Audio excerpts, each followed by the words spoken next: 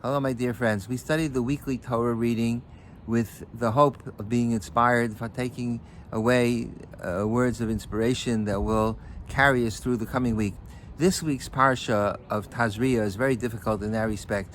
Tazriah deals primarily with the laws of tzaras. Tzaras is a skin affliction, and the Gemara says that tzaras is a punishment for speaking lashon hara. The word mitzora, a person who has this affliction, is a contraction. Motzi ra, he's somebody that exposes the bad in people. He looks for shortcomings and faults, and he publicizes them. So that idea is very inspirational. But the difficulty with the parsha is that there's 100 details or more about a mitzora, when he becomes a mitzora, how you become a mitzora. There's different types of tzaras. There's tzaras on clothing, and there's tzaras on houses, and tzaras on the person's body. And in the tzaras on the body, there's 4 different types of tzaras, and the tzaras depends on all sorts of elements. There's the size of the tzaras, and the shade, and the hair in the tzaras, and how the tissue looks, and how it compares to the rest of the tissue, surrounding tissue. And there's, if a person has tzaras, there's periods of confinement to see how whether the tzaras spreads, and you have to come to the Kohen. They has to observation, and all sorts of details. The Rambam has 16 prakim, 16 chapters in his work, the Yad Chazaka on tzaras. There's an entire tractate of Mishnayos about tzaras called Negayim that has 14 chapters. There's myriad details of tzaras, and they're hard to master and hard to follow, and each type of tzaras has its own regulations. And the question is that sort of like overshadows the message of tzaras. Is terrific. Be careful what you say. And you see that when a person speaks lashon hara, even you can see it on the person's body that he's a baal lashon hara, he's a lashon hara speaker. So, but doesn't that become overshadowed by all these minutiae and details? It obscures the underlying message. So I want to share with you what I think is a beautiful explanation that to say the exact opposite. It's the details in the parsha, the esoteric, obscure regulations for a mitzora that contribute to the powerful message of the parsha, and that is that perhaps the reason why. I'll just formulate the question another way as well. If the tzaras is a punishment for somebody who speaks lashon hara, so why make it so complicated? Why did Torah have to have all these regulations? When Pinocchio told a lie, so his nose got longer. That was it. It was simple. It's simple. So the Torah God should have set up a system. You speak lashon hara, whammo, you become a mitzora. That's it. There's nothing to talk about. Instead, there's this whole system, and the Kohen has to do like a din Torah. He has to do a judgment, and he has to examine it, and he has to know all the laws. And if he doesn't know them, he has to have a Talmud Chacham involved. It's a whole long process. Why do we need that for? Why did Torah create such a process? It should be straightforward. You speak lashon hara, you get slammed by tzaras.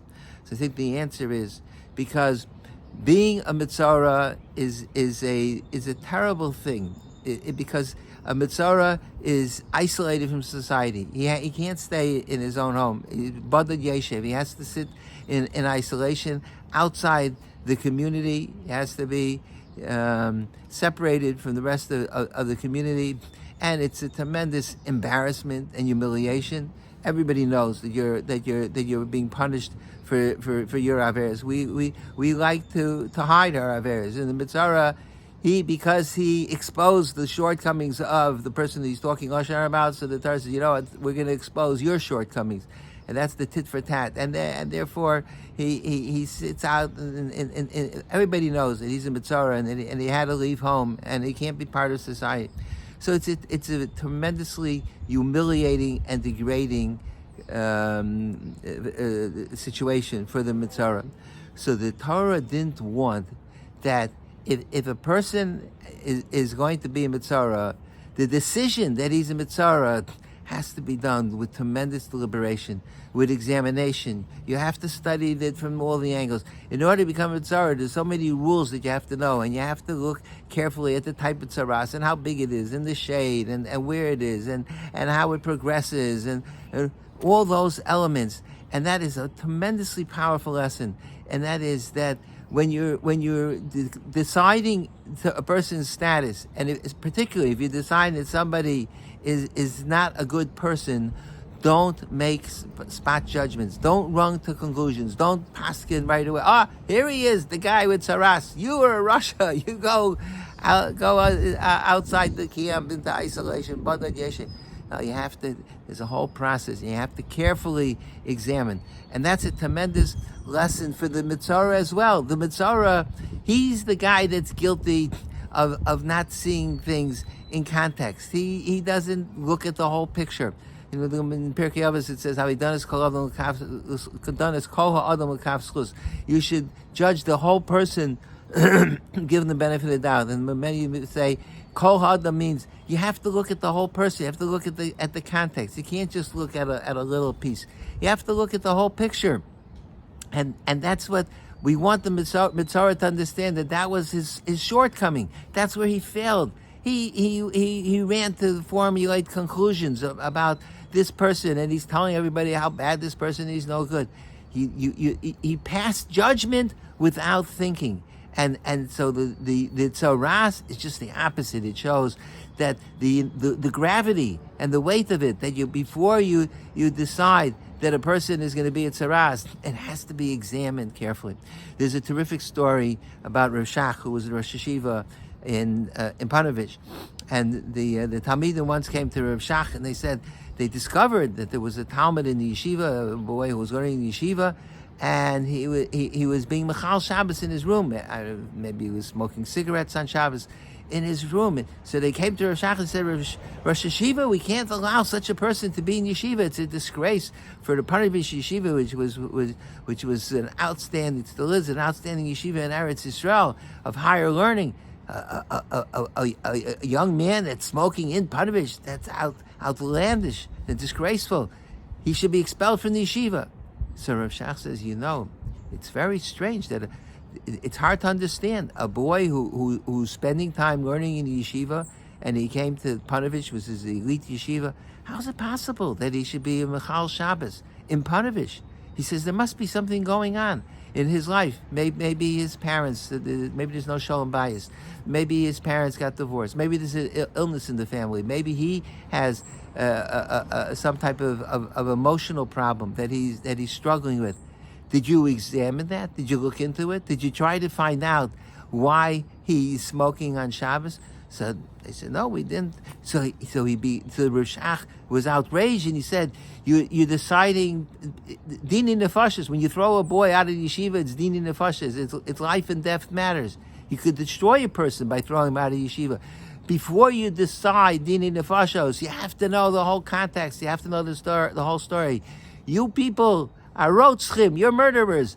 Throwing a person out without knowing what the whole story is, and he sent them on their way. So when you before you paskin that somebody's a mitzvah, the Torah is saying it has to be with tremendous caution. Don't make judgments before you know the whole story. Even tzaras required. There's so many regulations and rules and principles. And if the Kohen doesn't know, he has to consult with poskim, and he has to find out. And there's all sorts of shilos that come up about whether a person is a mitzvah or not a mitzvah. And that's a powerful lesson about how a Jew is not supposed to jump to conclusions. A related question is, why do you need the Kohen? The Chumash is over and over again. A person who has the tzaras, the skin affliction, he comes to the Kohen. So Rashi says that everything is decided by the Kohen. The Kohen decides if he's a mitzvah, and the Kohen decides when the tzaras ends. And so Rashi says, why do you need the Kohen? Why can't he just go to a Talmud Chacham who knows the halachos and decides? So Rashi says, Gzeirus HaKosav.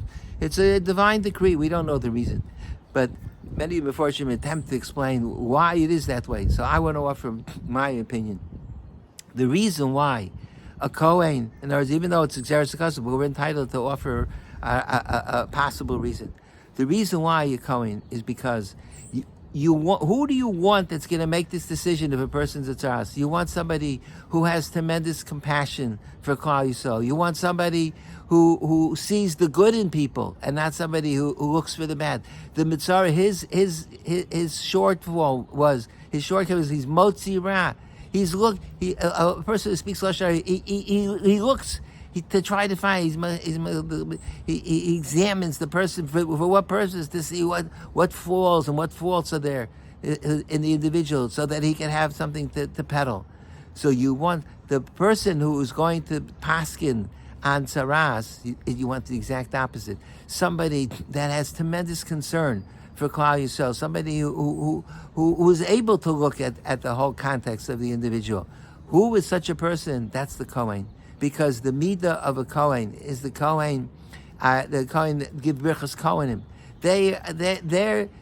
Their primary role is to bless the people. And when they say birchas Kohenim, the bracha is levarchas Am Yisrael be'ava. They bless people with love. They are the advocates for Klal Yisrael, the Kohenim.